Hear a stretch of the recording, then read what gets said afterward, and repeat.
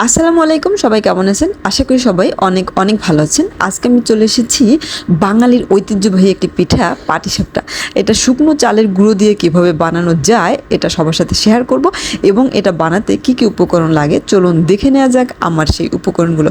প্রথমে চলে এসেছি চালের গুঁড়া নিয়ে, এটা কিন্তু শুকনো চালের গুঁড়া। তারপরে হচ্ছে নারকেল কোড়া, তারপরে হচ্ছে গুঁড়ো দুধ, আপনি চাইলে তরল দুধও ব্যবহার করতে পারেন। আছে মশলা, সেটা হলো এলাচ আর হচ্ছে তেজপাতা, আছে চিনি, আছে হচ্ছে ডিম একটা, আর নিব আমি মধু। যেহেতু আমার বাসায় মিষ্টি একটু কম খায় সেহেতু আমি হচ্ছে গিয়ে সব কিছু অল্প অল্প দিব পরিমাণ মতো। মিষ্টিটা আমি খুব বেশি একটা দিব না। আর আমার বাসায় গুড় ছিল না, তাই আমি হচ্ছে মধু নিয়েছি আর অল্প চিনি নিয়েছি। চলুন তাহলে আমি এটার মানে মূল প্রসেসে চলে যাই। আর হচ্ছে আমি প্রথমে হচ্ছে আমি পুরটা তৈরি করব। পুরটার জন্য আমি হচ্ছে একটু তেল দিয়ে দিয়েছি প্রথমে হচ্ছে কড়াইয়ে। এখানে আপনি চাইলে ঘিও ব্যবহার করতে পারেন। আমার হাতের কাছে ঘি ছিল না, তাই আমি হচ্ছে একটু তেল দিয়েছি। তেলের ভিতরে মশলাটা দিয়ে আমি নারকেলটাকে এরকম করে ভেজে নিব। আর নারকেলটা এভাবে ভাজলে সুন্দর একটা গন্ধ বের হয়। আমার মনে হয় এভাবে ভেজে নেওয়াই উত্তম। তারপরে আমি একটু চিনি দিয়েছি। চিনিটা আমি অল্প অল্প করে দিতে থাকবো, কারণ আমি একসাথে বেশি চিনি দেবো না। আমি মধুটা দিয়ে দিলাম। আমি হচ্ছে পুরের মধ্যেও মধু ব্যবহার করব এবং হচ্ছে চালের গুঁড়ো দিয়ে যে ব্যাটারটা তৈরি করব ওটার ভেতরেও চিনি এবং মধু দুটোই ব্যবহার করব। এবার আমি দিয়ে দিলাম একটু গুঁড়ো দুধ। আমি আরও একটু চিনি দেবো, কারণ হচ্ছে চিনিটা আমি একটু মানে অল্প অল্প করে দিলাম, কারণ আমি একসাথে দিলে অনেক সময় আমার একটু বেশি হয়ে যায়।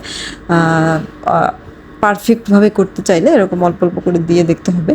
তো আমার হচ্ছে পুরটা রেডি হয়ে গেছে। এবার আমি ব্যাটারটা রেডি করব। আমি হচ্ছে শুকনো চালের গুঁড়োটাকে কিছুক্ষণ ভিজিয়ে রেখেছিলাম। অনেকেই বলে যে শুকনো চালের গুঁড়ো দিয়ে পাটিসাপটা হয় না, বা মানে ভেঙে যায়, তাওয়ায় লেগে যায়, এরকমের অনেক কিছু বলে। তো আমি হচ্ছে পারফেক্টভাবে হচ্ছে পাটিসাপটা বানাবো আজকে শুকনো চালের গুঁড়ো দিয়ে, এবং কোনো রকমের ময়দা ব্যবহার করি নাই। আমি এখানে দিয়ে দিলাম চিনি, দিয়ে দিলাম পরিমাণ মতো গুঁড়ো দুধ, দিয়ে দিলাম হচ্ছে এলাচের গুঁড়ো, তারপরে দিয়ে দেব একটা ডিম। এবার আমি দিয়ে দেব পরিমাণ মতো একটু লবণ। এবার দেব একটু মধু। আমি আমার বাসায় সবাই একটু মিষ্টি কম খায়, সেজন্য আমি একটু মিষ্টি কম দেওয়ার ট্রাই করেছি, যার জন্য সব কিছু একটু পরিমাণ মতো মানে পরিমাণে অল্প অল্প দেওয়ার ট্রাই করেছি, চিনি বা মধু দুটোই। এবার এটাকে ভালো করে হচ্ছে গিয়া মিশ্রণটা তৈরি করে নেব। আমার মিশ্রণ তৈরি করা হয়ে গেছে। এবার আমি একটা প্যান বসিয়ে দিয়েছি চুলায়। এবার হচ্ছে এটাতে হালকা আমি হচ্ছে তেল দিয়ে নিয়েছি, মানে হালকা তেলটা লাগিয়ে নিয়েছি। এবার পরিমাণ মতো বেটার দিয়ে দেবো। আমার এক একটা পিঠার জন্য 2 চামচ করে হচ্ছে গিয়া মিশ্রণটা দিতে হবে। এবার ঘুরিয়ে এভাবে চারপাশে হচ্ছে লাগিয়ে নিতে হবে কিছুক্ষণের জন্য। এবার ঢেকে দিব।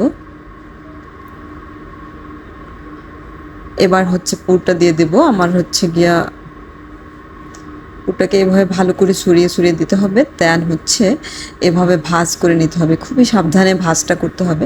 এই যে দেখেন কত সুন্দর করে তৈরি হয়ে যাচ্ছে আমার পিঠাটা। অনেকেই বলে যে শুকনো চালের গুঁড়োর পাটিসাপটা ভেঙে যায় বা উঠতে চায় না প্যান থেকে। কত সুন্দরভাবে এটা হয়ে যাচ্ছে দেখুন তো। তবে হ্যাঁ, ননস্টিক পাতিল ব্যবহার করতে হবে, তাহলে এটা অনেক সুন্দর হয় পিঠাটা। এই পিঠা তৈরিতে যেমন আছে উপকরণের সহজলভ্যতা, তেমনই আছে শত বছরের অভিজ্ঞতা আর ভালোবাসার কারুকার্য। চালের গুঁড়া আর গুড়ের নিখুঁত মিশ্রণ, তাওয়ায় ছড়িয়ে দেওয়া পাতলা আস্তরণ, আর তারপরে সাবধানে রোল করে নেওয়া প্রতিটি ধাপেই লুকিয়ে আছে পাটিসাপটার আসল জাদু। আধুনিকতার ভিড়ে আমরা হয়তো অনেক কিছুই হারাচ্ছি, কিছু স্বাদ, কিছু গন্ধ, কিছু অনুভূতি চিরকাল আমাদের হৃদয়ে গেঁথে থাকে। পাটিসাপটা তেমনই একটি অমর সৃষ্টি। এটি শুধু রসনার তৃপ্তি দেয় না, এটি আমাদের আত্মাকে প্রশান্তি দেয়। এই বর্ষায় আপনারাও তৈরি করুন পাটিসাপটা। এটা শুধু শীতেই না, বর্ষায়ও খাওয়া যায়। প্রিয়জনের সঙ্গে ভাগ করে নিন এই মিষ্টি ঐতিহ্য, ফিরে আনুন শৈশবের স্মৃতি, আর অনুভব করুন প্রতিটি শৈশব স্মৃতি। পাটিসাপটা শুধু একটি পিঠা নয়, এটি একটি অনুভূতি, আমাদের শেকড়, আমাদের উৎসব, আমাদের ভালোবাসার প্রতিচ্ছবি।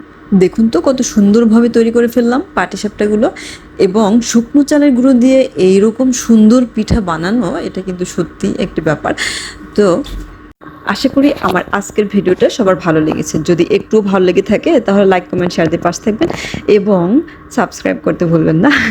দেখা হবে নতুন কোনো ভিডিও নিয়ে। সে পর্যন্ত সবাই ভালো থাকবেন। Thank you so much. আল্লাহ হাফেজ, বাই বাই, টাটা।